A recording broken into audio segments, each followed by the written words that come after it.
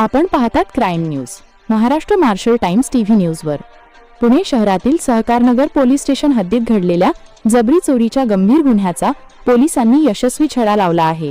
विशेष म्हणजे या गुन्ह्यात फिर्यादीच्या ऑफिसमध्ये काम करणाऱ्या कर्मचाऱ्याचा सहभाग उघड झाला आहे।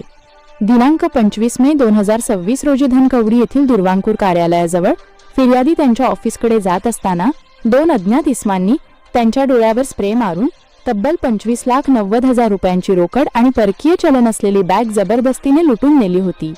या प्रकरणी सहकारनगर पोलीस स्टेशनमध्ये गुन्हा दाखल करण्यात आला होता।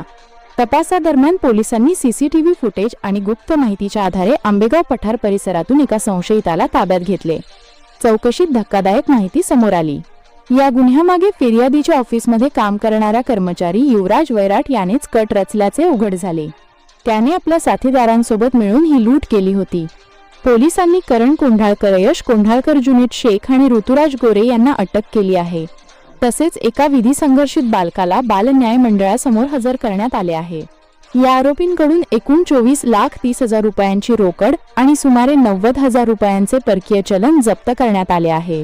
ही कारवाई वरिष्ठ अधिकाऱ्यांच्या मार्गदर्शनाखाली सहकारनगर पोलीस स्टेशनच्या तपास पथकाने केली आहे। क्राईम न्यूज अपडेट पाहण्यासाठी पाहत रहा Maharashtra marshal times TV news.